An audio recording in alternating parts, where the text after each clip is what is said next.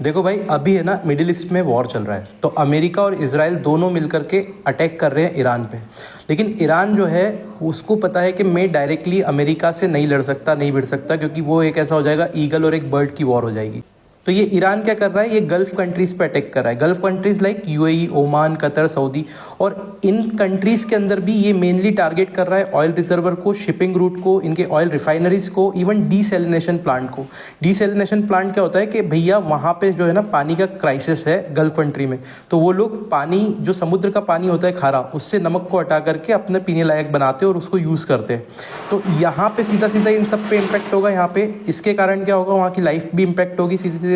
और ये ऑयल के कारण, ये ऑयल का जो सप्लाई है वो दुनिया में रुकेगा, जिसके कारण क्या होगा, ये डॉलर इम्पैक्ट होगा, डॉलर टूटेगा, और इसका सीधा सीधा इफेक्ट किसको पड़ेगा, वो अमेरिका को पड़ेगा। अगर इंडिया के पर्सपेक्टिव से देखा जाए तो इंडिया में इसका क्या इम्पैक्ट पड़ेगा, तो देखिए ऑलरेडी जो इंडिया है ना वो 80% अपना ऑयल जो है वो इम्पोर्ट करता है बाहर की कंट्रीज से। इसमें से 40 से 50% हम लोग गल्फ रीजन से इम्पोर्ट करते हैं, जो कि स्ट्रेट ऑफ हॉर्मोज से होके आता है। अब यहाँ पे मेन गेम क्या है, अगर आप देखेंगे ना तो इंडिया की सारी कंट्रीज से जो है वो अच्छे रिलेशन है।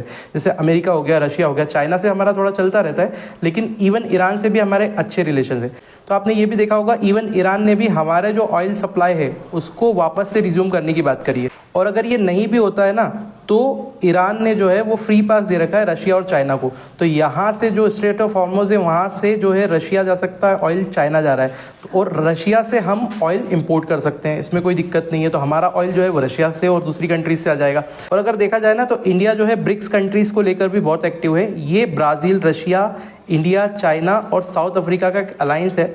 तो इसमें बेसिकली क्या होता है, इन्होंने शुरू से इम्पोर्टेंस दिया है इंडिया ने ब्रिक्स को, और इसमें इन्होंने इम्पोर्टेंट दिया है अपनी इंडिविजुअल करेंसी बनाने को, जिसके अंदर जो ऑयल का ट्रेड होगा वो ब्रिक्स करेंसी में होगा, और ये जो है इसको बैकअप करेंगे गोल्ड से। मतलब बेसिकली हमको कहीं ना कहीं पता था कि ऑयल के ट्रेड से डॉलर पे इम्पैक्ट आ सकता है कभी भी। तो आई होप आपको ये पूरा सिनारियो समझ में आया होगा।